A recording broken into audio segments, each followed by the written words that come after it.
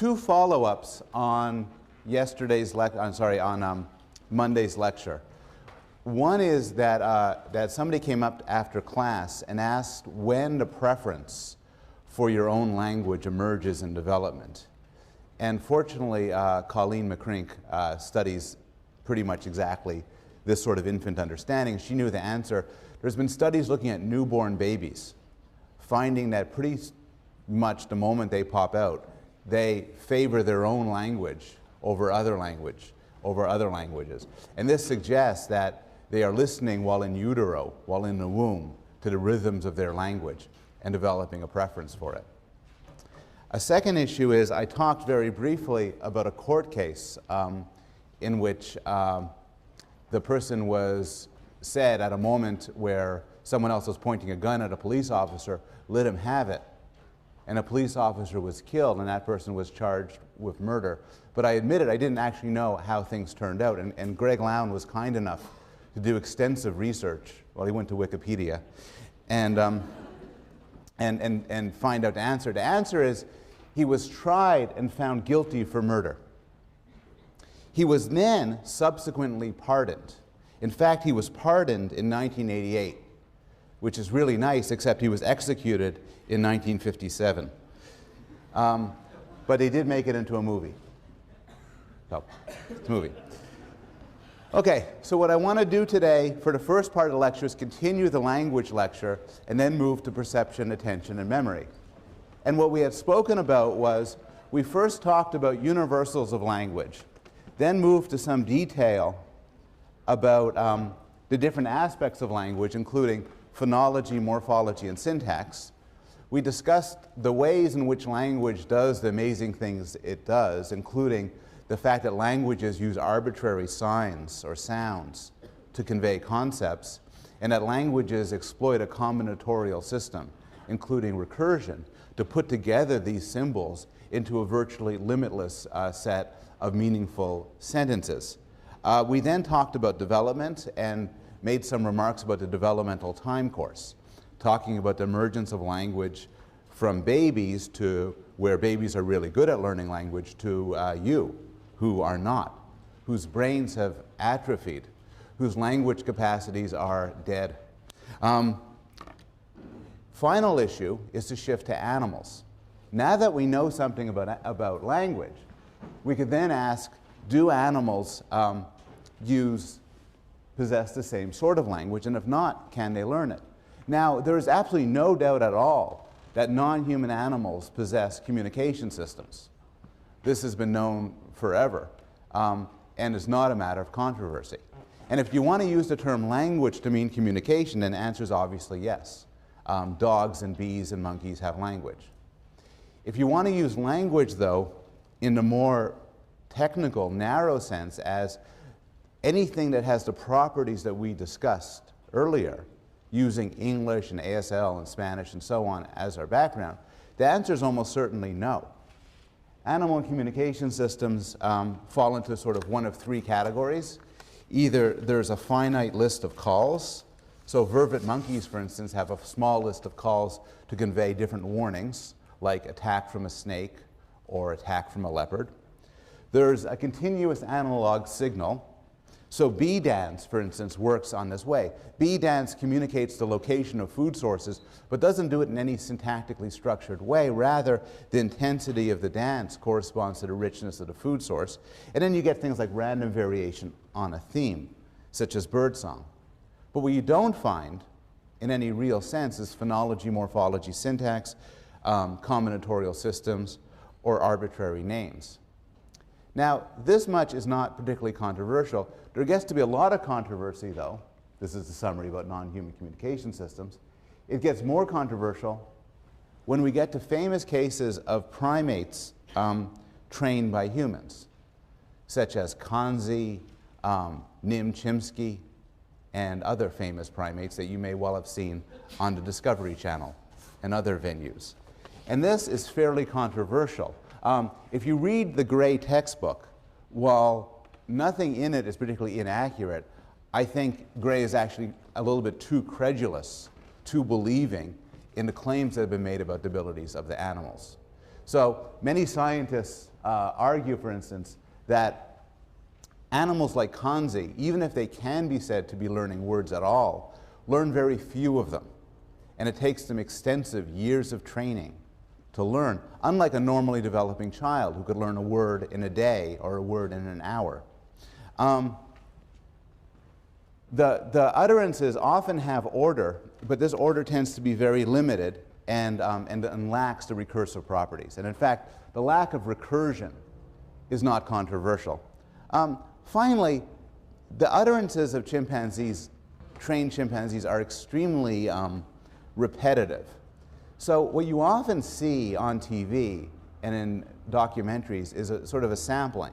And the sampling could often be very impressive. But if you take just what they say at random, it tends to look like this. This is typical chimpanzee utterances just taken at random. Nim, eat, drink, eat, me, gum, tickle, me, nim, play, me, eat, me, banana, you, give, banana, me, eat, give, orange, me, give, eat, orange. Lila Gleitman once commented that if any normally developing child spoke like this, his parents would rush him screaming to a neurologist. There's a broader question here, which is, why would we ever expect a chimpanzee to learn a human language? We don't normally expect one species to have the capacities associated with another species. So bats use echolocation to get around, and some birds navigate by the stars, but there's not an active research program seeing if cats can use echolocation or dogs could navigate by the stars. And I think one reason why you might be tempted to think, well, of course chimps must be able to learn language, is because you might be caught in the grips of some bad ideas about language. So one idea is you might say, look, chimps should use language because chimps are so smart. But the response to this is, they are smart, but we know that smart isn't enough. We know that the human capacity for language is not totally a result of smartness. There are smart children who, due to some deficit in their language capacity, don't speak or understand a language. So the smartness of chimpanzees does not in itself demonstrate that they should be able to learn language. You might also point out correctly that chimps are our nearest evolutionary relatives, which is right. So one would expect, on the face of it, it's not unreasonable to expect us to share a lot of abilities with them. On the other hand, we split from them a long time ago. And plainly humans are different from chimps. And there was 5 million years either way, and that's more than enough time for language capacity to evolve. Now, none of this is to say that the study of non-human communication systems isn't interesting. From my own, this is my personal opinion I'll raise here. From my own opinion, the study of the attempts to try to teach chimpanzees or gibbons or gorillas a human language like ASL are misguided. It would be as if a team of monkeys kidnapped a human child and tried to train him how to hoot like a monkey.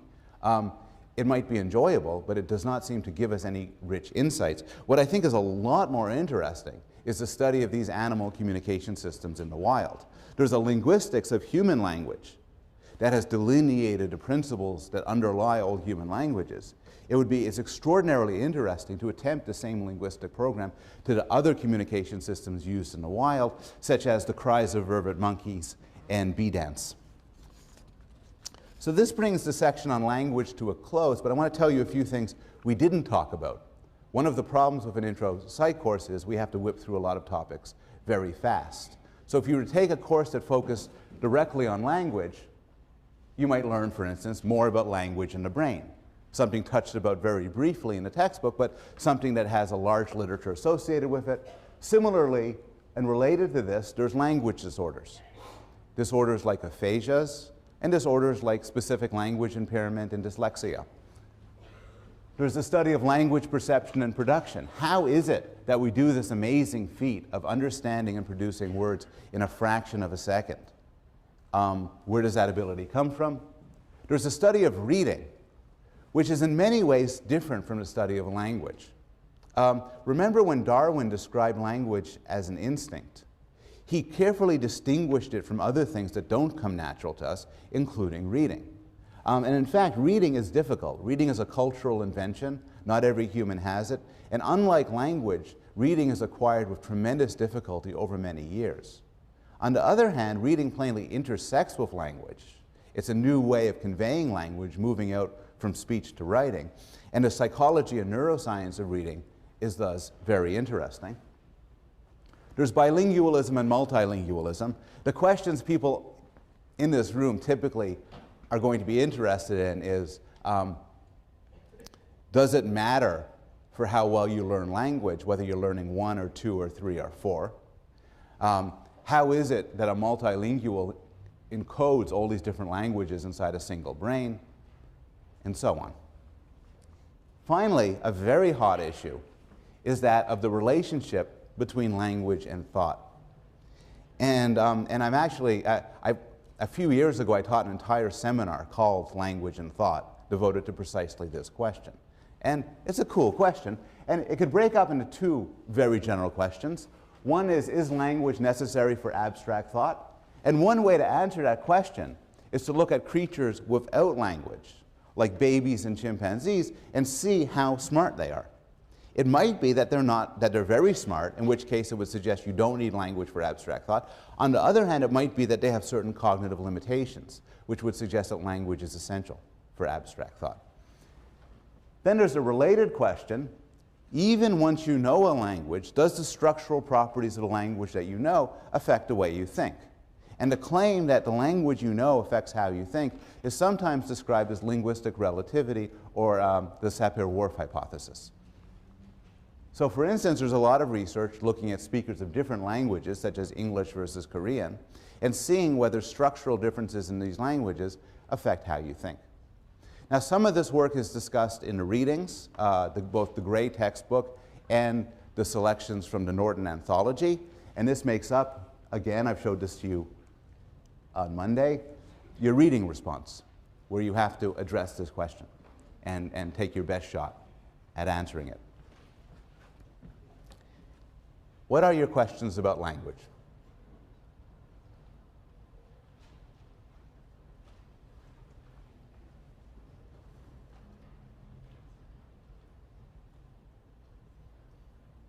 Yes?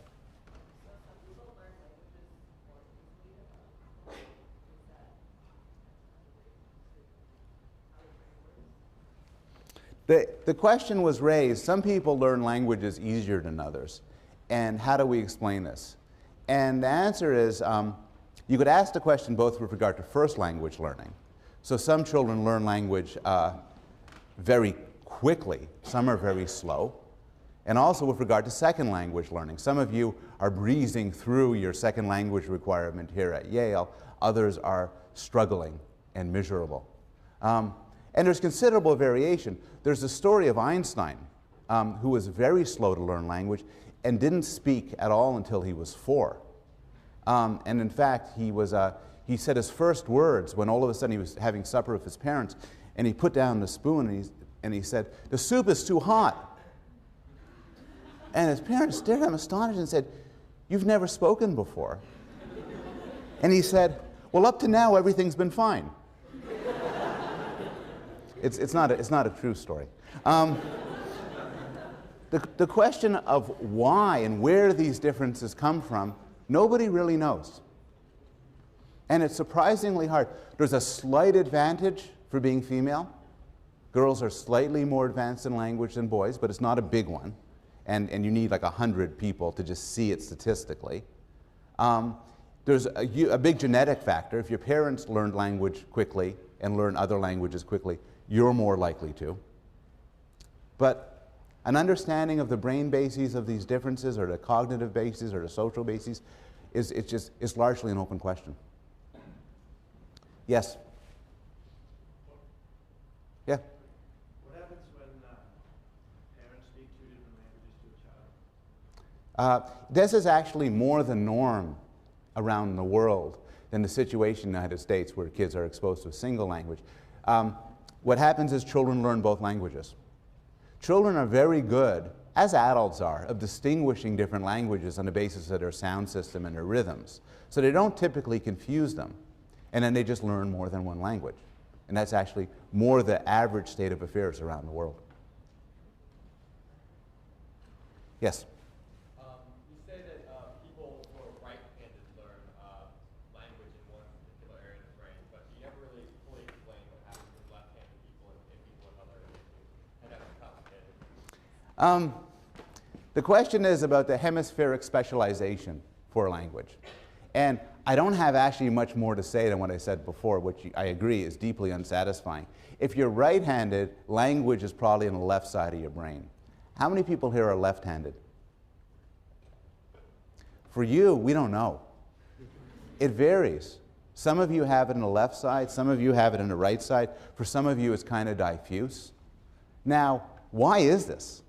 And in fact, why are some people right-handed and others left-handed in the first place? Those are really good questions. Yes? Two languages at once in early childhood that mean that you learn each language to detract from learning one language really well? Yes. I'll answer that question. Unfortunately, it's going to be the last one, and then I'll go to vision. The question is, does learning more than one language cause you to learn them slower than just learning one language? And it would stand to reason that it would. There's a finite amount of mental resources. If I'm just learning English, I use all of it for English. If I'm learning English and Spanish, I kind of got to split, and you'd expect them to be each learned slower. It's one of the surprises of the study of language development that common sense view does not appear to be true. Children learning more than one language seem to show no deficit relative in each of their languages relative to a child learning just one language. In other words, if I'm just learning English and I'm a kid, and you're learning English and Spanish and you're a kid, you'll reach the milestones in English the same time I will. Your extra learning of Spanish doesn't seem to affect you. There doesn't need to be any detriment for learning multiple languages. Another question which comes up is there any cognitive deficit? In other words, some people have argued that learning multiple languages sometimes harms children in certain ways. This is a claim that's been made in Quebec, for instance, over the debate over how children should be taught English and French. It does not appear to be the case. There appears to be, as far as we know, no downside to learning many languages when you're young. Does that answer your question?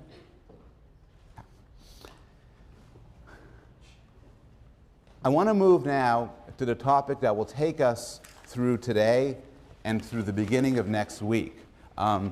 Perception, attention, and memory. And I'm putting them together instead of treating them as separate lectures because there's a sense in which they're the same story.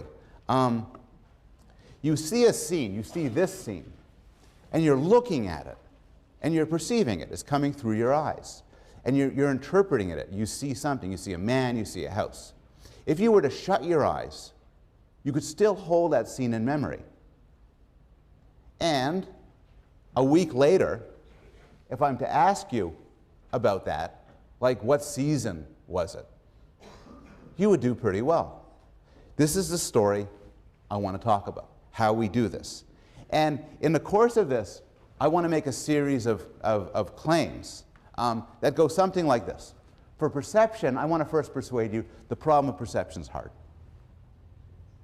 And that successful perception involves educated and unconscious guesses about the world. For attention, I want to suggest that we attend to some things and not others, and we miss a surprising amount of what happens in the world. For memory, there are many types of memory. The key to memory is organization and understanding, and you can't trust some of your memories. How many of you remember where you were at 9/11? Many of you are wrong. And I am never going to persuade you of this, because you have certain memories, and you could tell the story. Everybody could tell the story, where they were when the towers went down. But clever psychologists on September 12th said, let's do a study. And they asked people, where were you yesterday when you heard the news? And they told them. And then they went back to them later, a year later, 2 years later, and said, tell me about what happened September 11th. And everybody said, I remember totally where I was. I have a very and often the story was wrong. There's a lot like that, which we're going to talk about. And the biggest moral then, so I put it in really big print, we are often wrong about our experiences, both of the present and of right now. So let's start with perception. There's a story, I went to graduate school at MIT, and there was a story there about Marvin Minsky, who's the AI guru. He, if you've heard of the phrase artificial intelligence, that was him. And if you heard the claim that people are nothing more than machines made of meat, also him. Well, there's a story where he was doing work on robotics, and he was interested in building a robot that could do all sorts of cool things. That's like a robot. And the story goes, the robot had to, had to see the world. It had to be able to pick up things and recognize people and see chairs and navigate its way. And Minsky said, that's a tough problem. It's going to take a graduate student a whole summer to figure it out. And he assigned it to a graduate student for a summer project. Visual psychologists, perception psychologists love that story because the study of computer vision and robotics vision and the attempts to make machines that can identify and recognize objects has been a profound failure. There is, at this point, no machine on Earth that could recognize people and objects and things at the level of, you know, a really dumb one-year-old. And the reason why is that it's a much harder problem than anybody could have expected. Well, what makes it such a hard problem? Well, one reason why you might think it's an easy problem is you say, okay, we have to figure out the problem of how people see. Well, here's what we do. You're over there, and here's your eye, and somehow it has to get to this television monitor, and then you look at it, and that'll solve the problem of how you see. So sometimes people say, hey, I hear the eye flips things upside down. I guess this guy's going to have to get used to looking at things upside down. That's an interesting problem. No, that's not the way to look at it, because that doesn't answer any questions. That just pushes the question back. Fine, how does he see? We're not answering anything. Similarly, although the Terminator's view of the world may correspond to that, that doesn't solve any problem of how he actually sees. So he has all these numbers shooting out there. Well, he has to read the numbers. He has to see this. This is my iTunes. That's inadvertent. Here's the right way to think about perception. You got the eye, which is very ugly and bloody, and then around here you have the retina. And the retina is a bunch of nerve cells. And the nerve cells fire. That's for some stimulus and not others.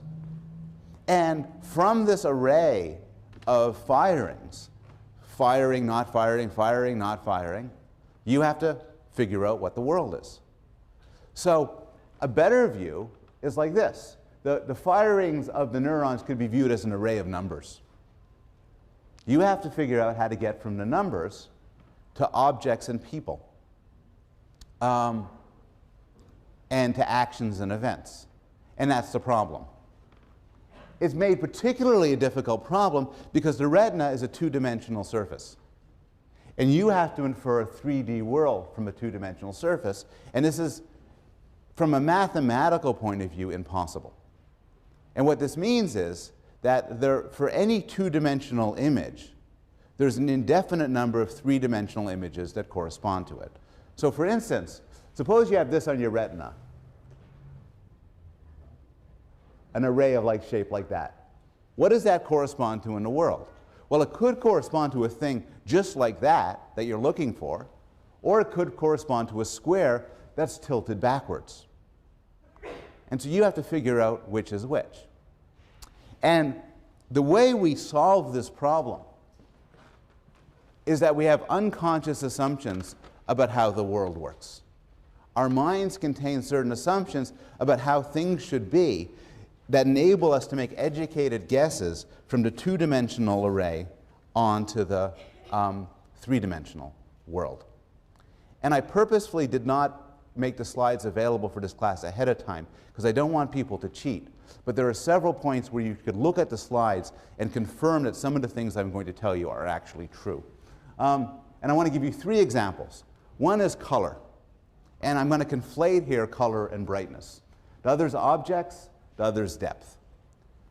First, the problem of color. How do you tell a lump of coal from a snowball? Well, that's a lump of coal, and that's a snowball. It's from Google Images. How do you know which is which? Well, the lump of coal, you say, is black, and the snowball is white. How do you know? Well, maybe you have on your retina responds to sort of color that hits it. It's oversimplified, but let's assume that this is true. So this is black coming out, and that's white, and that's how you tell. But in fact, that can't be right. It can't be right because objects' color is not merely a matter of what material they're made of, but of the amount of light that hits it. So as I walk across the stage, I fall into shadow and light. And none of you screams out, Professor Bloom is changing colors. Rather, you automatically factor out the change in illumination as this is happening. And this could actually be quite striking. So you see this display over here. Take a look at those 2 blocks. I take it you see this one as lighter than that one. You do. You might imagine this is because this strip is lighter than this. But it isn't. They're the same.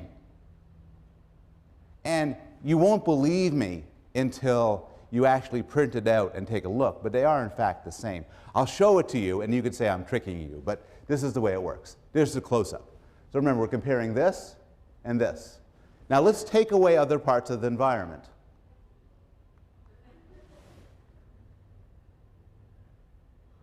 And you'll see they're the same. Now you say, but hold it, this can't be the same as this. But the answer is, goes like this. We know shadows make surfaces darker. We don't know this like, hey, here's something I know. Rather, we know this in that it's wired up in our brains. So when we see a surface in shadow, we automatically assume that it's lighter than it looks, and we see it as lighter. And you could show this by removing the cues to the shadow. You see it as it really is. And this is an illustration of how the information to your eyes is just one bit of information. The degree of light coming from a single source is one bit of information that you use to calculate certain assumptions and come to a conclusion. Here's a different kind of example, objects. You see this, and you automatically and intuitively segment it into different objects. You segment it into a man and a house and birds and trees. How do you do this? It turns out to program a computer to segment a scene into different objects is hugely difficult. And the question of how we do it is, to some extent, unknown. But one answer to this question is, there are certain cues in the environment that are signals that you're dealing with different objects. And these cues are often described as Gestalt principles. So one example is proximity. When you see things that are close to each other, you're more likely than not to assume that they belong to the same thing. There's similarity. That display could correspond to an indefinite number of objects, but you naturally tend to see it as two.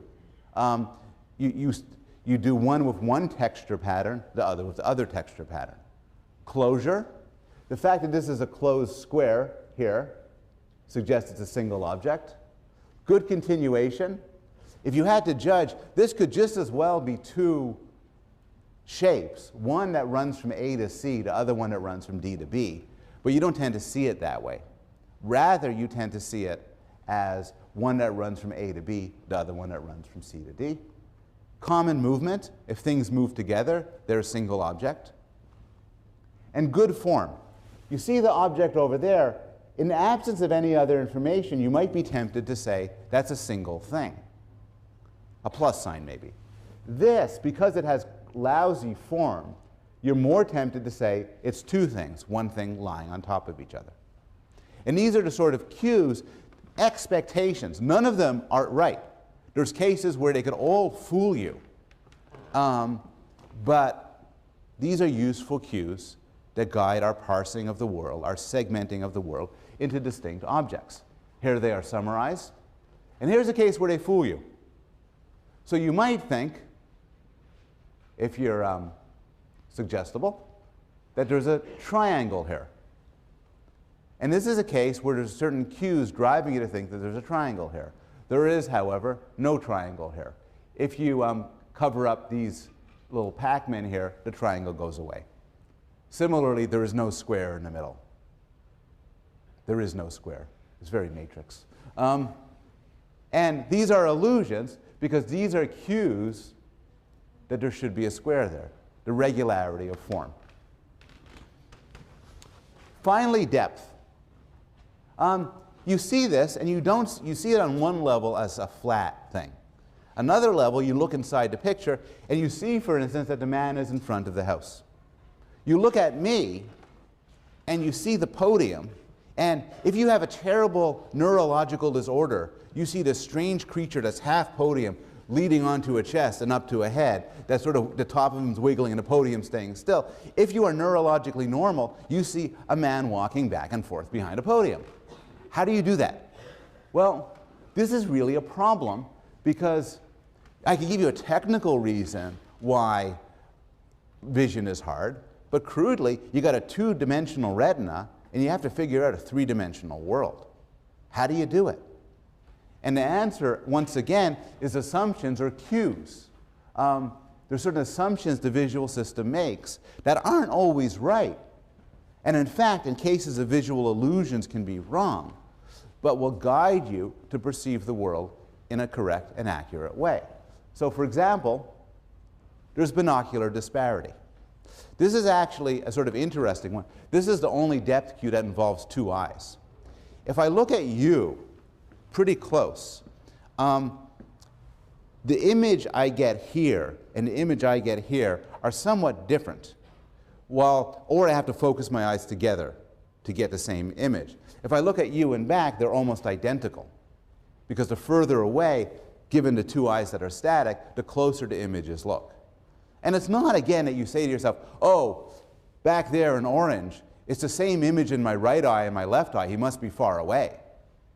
Rather, unconsciously and automatically, you make estimations on how far people are in depth based on binocular disparity. There's interposition. How do you know I'm in front of the podium and the podium's not in front of me? No. How do you know the podium's in front of me? Well, from where I'm standing, it's right. How do you know the podium is in front of me? Well, because, I'm walking here and then it cuts into me. And unless I'm going through a grotesque metamorphosis, what's happening is it makes sense to say I'm moving behind the podium. Interposition. You take the guy, how do you know the guy standing in front of the house? Well, because you see all of him and he's blocking a lot of the house. There's relative size. How far away am I? Well, if you looked at me and you had to estimate how far away I am, part of the way you'll figure that out is you know how tall a human's supposed to be. If you thought that I was 50 feet tall, you would assume I'm further away than I am. And so your judgments on size dictate your judgments about distance. Usually this cue isn't necessary, but if you look at the Empire State Building, if you go into a field and you see a tower and you look, your judgment of how far away the tower is going to be depends on your knowledge of how tall a tower should be.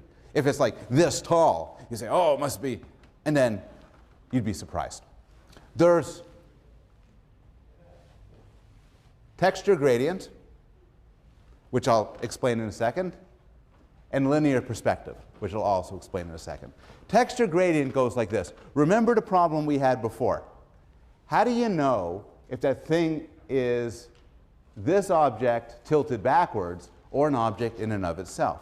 Well, the answer is things with textures will show themselves because the textures will get smaller from a distance. Now, logically, this could still be a single thing standing upright with just dots going up smaller. But the natural assumption is the reason why the dots recede in this regular fashion is because it's receding in depth. Classic illusion, the Mueller-Lawyer illusion. People will see this as longer than this. It's not. If you don't believe me, print it out and measure it.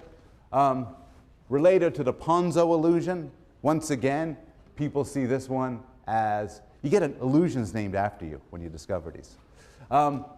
This one as longer than this, again, it's not. What's going on here? Well, the top line looks longer, even though it isn't. And one explanation for why is these other lines in the scene cause your visual system to make guesses about distance.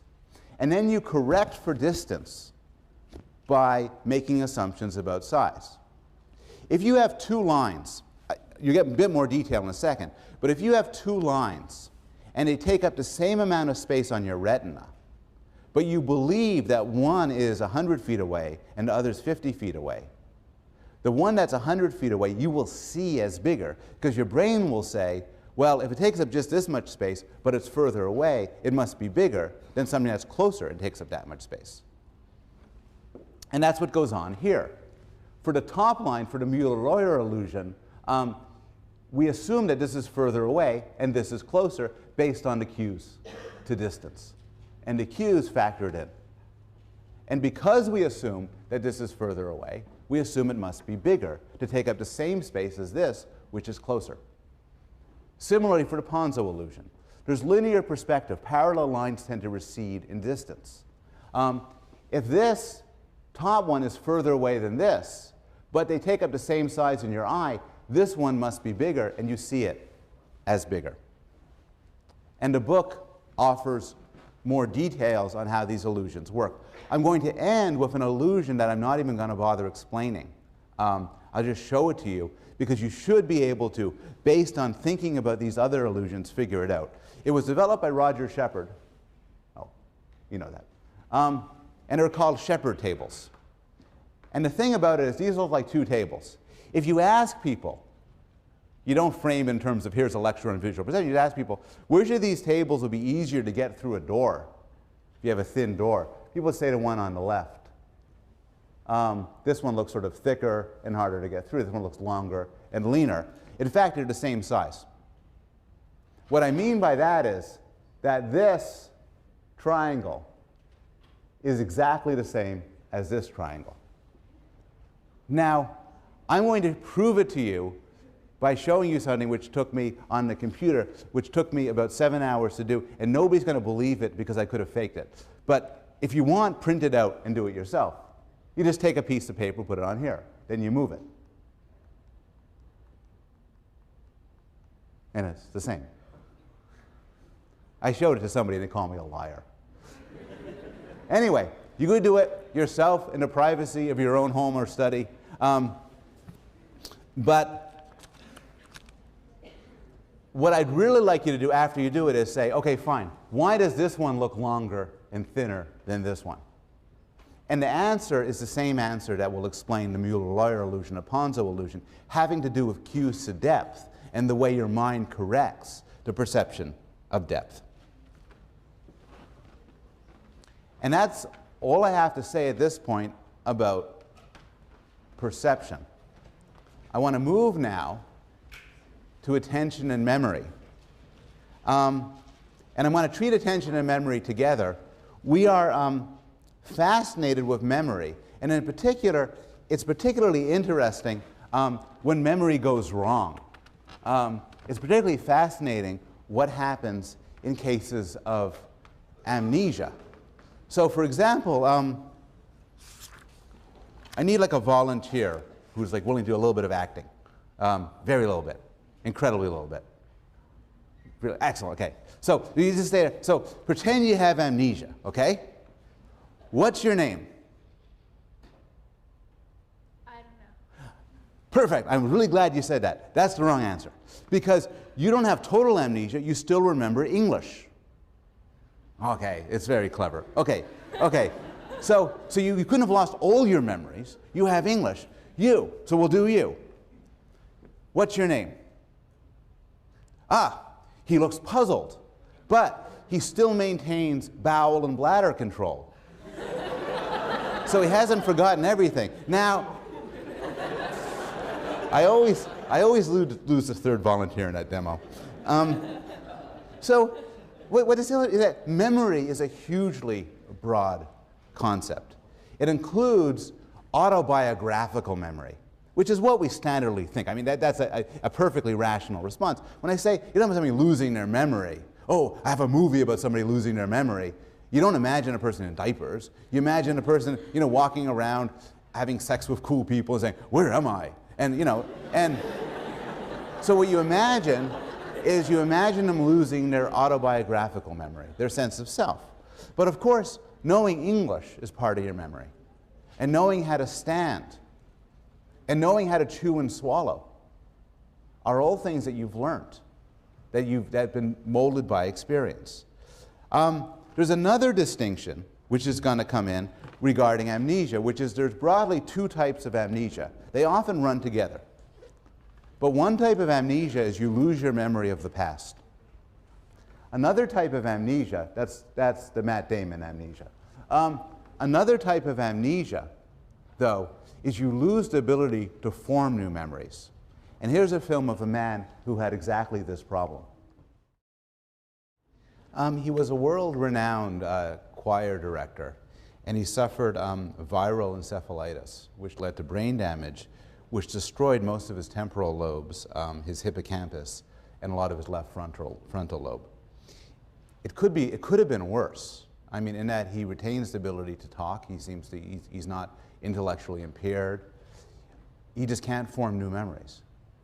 And so he lives in this perpetual now where just nothing affects him. And he feels, this does not always happen. There's more than one of these cases. And it doesn't always happen like this. But he feels continually reborn at every moment. And we'll return to this and then ask what's going on here. But there's a few themes here. Before getting into detail about memory, I want to review some basic distinctions in memory when we talk about memory. So, crudely, you can make a distinction between sensory memory, short-term memory, which is also known as working memory, and long-term memory. Sensory memory is a residue in your senses. If there's a flash of lightning, you might see an after-image. That after-image is your sensory memory.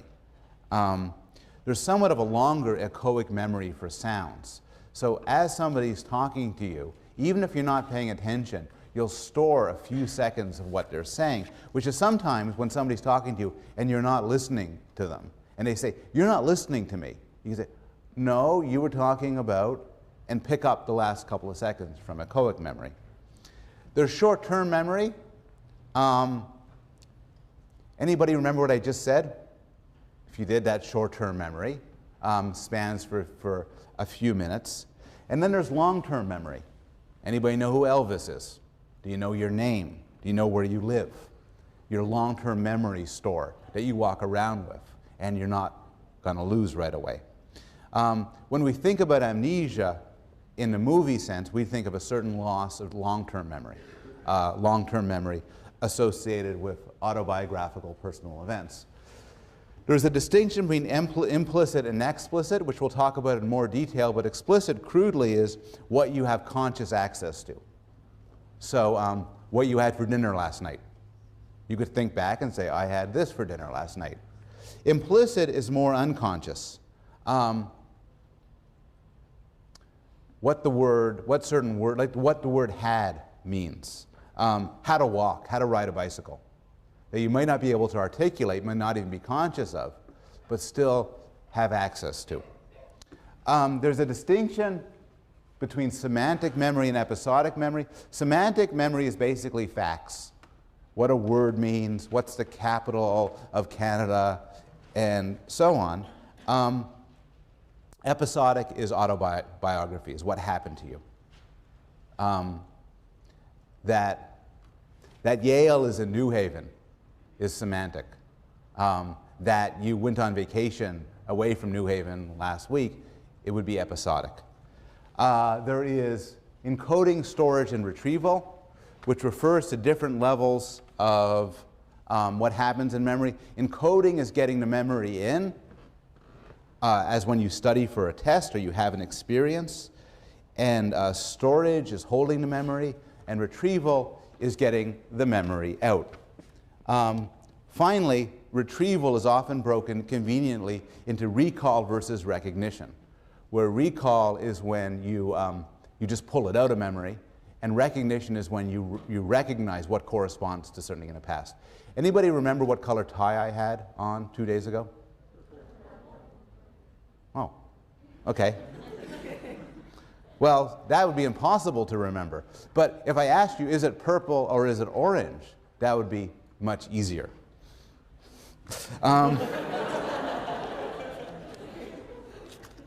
Now, you could break up crudely the memory into stages. So you start with sensory memory.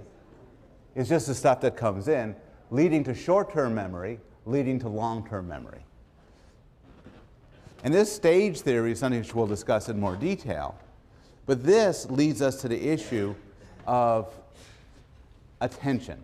How do you get memory from your sensations, from what you're hearing? I'm speaking to you and you're hearing me. How does it ever get in to the other systems? What decides what's remembered and what's not? There's all sorts of things happening to you now. The seat of your chair is pressing against your butt. You don't think, oh, I want to remember this forever. The seat's pressing against my butt. You know, your neighbor is exuding a certain sort of smell. You're thinking about something, your eyes follow. Not everything gets in memory. You'd go mad if you tried to remember everything. You can't. So what determines what gets into memory? Well, one answer is attention does. And attention could be crudely viewed as a flashlight, a spotlight on experience that willingly zooms in on something and makes it memorable. Attention has certain properties. Some things come from attention to attention effortlessly and automatically. Here's an example. You're going to see an array of letters here. One of them is going to be green. When you see the green one, please clap. No, not this green one. There's going to be another slide. Okay, you're ready now. Okay. Now, find not that O, but there's going to be an O. When you see it, clap. Okay. Sometimes it's work. Find the red O.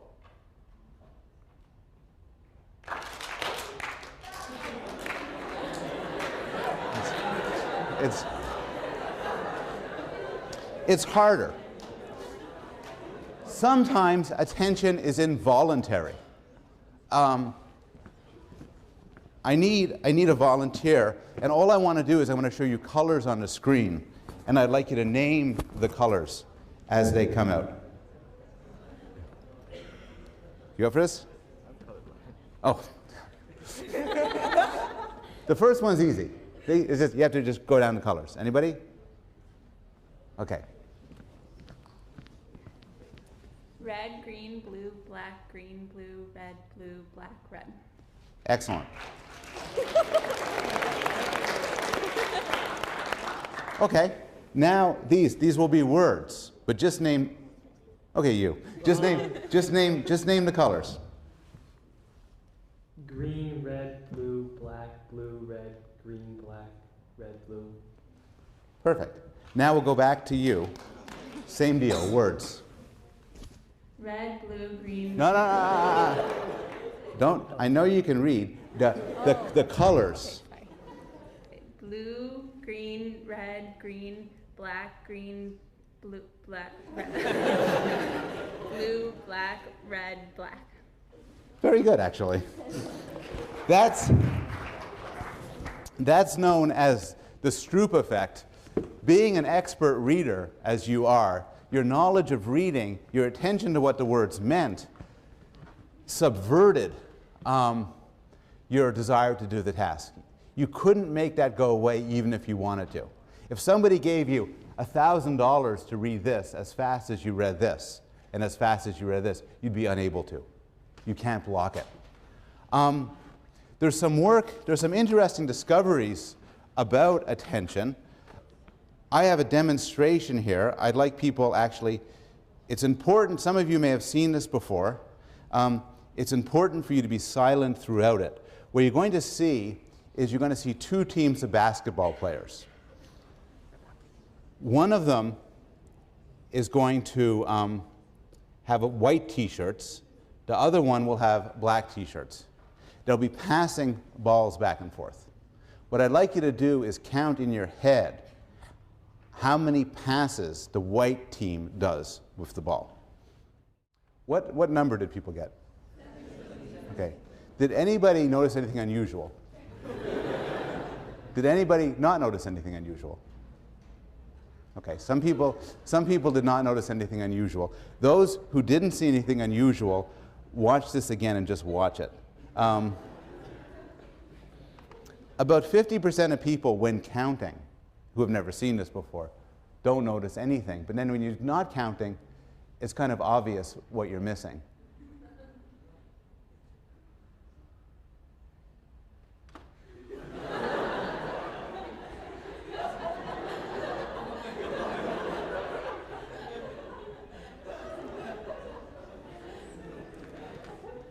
And this is one demonstration among many of the fact that when you're attending to something, you have a very small window of attention and you lose the focus on other things.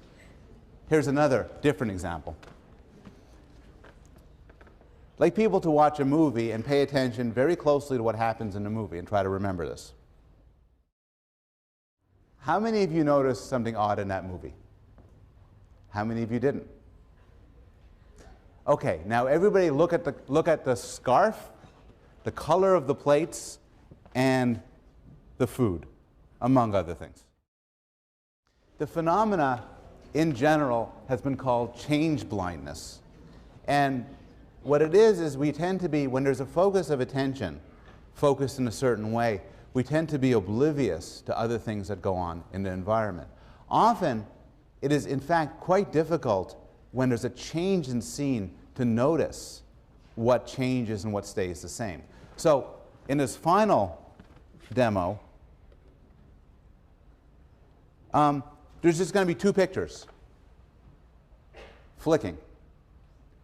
Could you clap when you see what's different between the two pictures?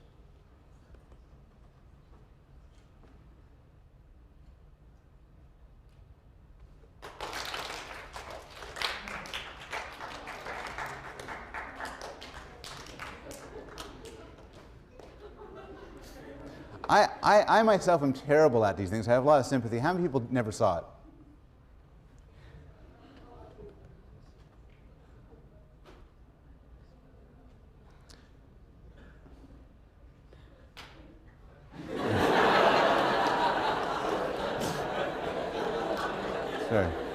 It's very impressive. One more time with a different one.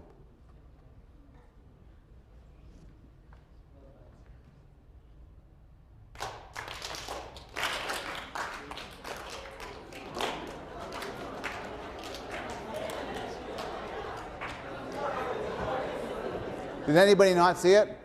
Be honest. I'll give you another try.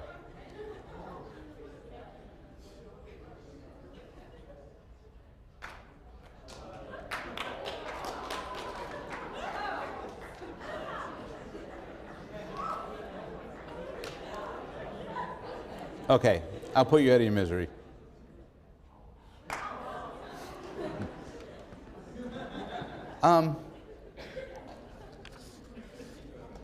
This is work by Dan Simons, and it's part of an extraordinarily interesting body of work on what's known as change blindness. And what this means is, the phenomena is, we have a very narrow focus of attention.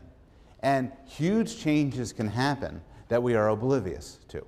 This is why in movies there are so much difficulty with continuity changes. Dan Simons is also famous for having brought this outside of the laboratory. In some classic experiments, I'm trying to get the film corresponding to them, what he did was he did this great study in the Cornell campus where he was, where what would happen is they would get some unsuspecting person walking through campus, and some guy would come over and say, "Excuse me, sir, I'm lost. Could you help me with directions?" And have a map. And then the person would say, "Sure." And then there'd be two construction workers holding a door. And these guys were going to rudely bump between these two characters. And then the experimenter would get switched with another guy. So now when these two guys walk away, the subject is standing there with an entirely different person. What's interesting is nobody notices. They notice if the person changes sexes. Didn't you used to be a woman? You know, and they notice if the experimenter changes races. But most other changes they're oblivious to. There's another experiment, I think Brian Scholl did this one, but it may have been Dan Simons, where what happens is subject comes into the lab, they say, you know, you got to do an experiment with us. You need to sign the human subject form. Hands in the form. Experimenter, the subject signs the form. Experimenter takes the form, says, "Thank you, I'll put it down here." Goes down here, and then a different person pops up. People don't notice. And there's a certain level in which we're oblivious to changes. What's weird is we don't think we are. We think we see the world as it is. And we don't notice that when we're attending to something, everything else gets blanked out. And so about 50% of people who have never seen this demo before, the gorilla demo, they don't notice the gorilla. And you couldn't imagine anything more obvious. The gorilla study was actually done a very long time ago. And it was originally done in a different way. But I'll show it to you just because this is the original study. And now that you all know what to expect, oh, not that one. Oops. Hey, Jill, did you hear about the Nope. parade? It's going to be on Saturday. It's going to be here. Yes. That's actually, if you looked at that quickly, it's a current Yale professor. Oh, I'm never going to get my DVD back. Anyway, I'll show you the other demo on next week.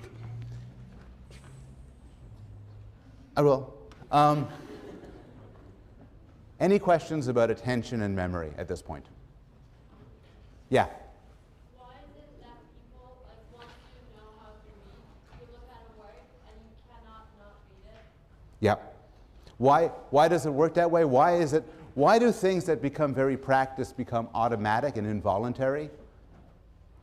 It's a good question. I don't know. We know that they do.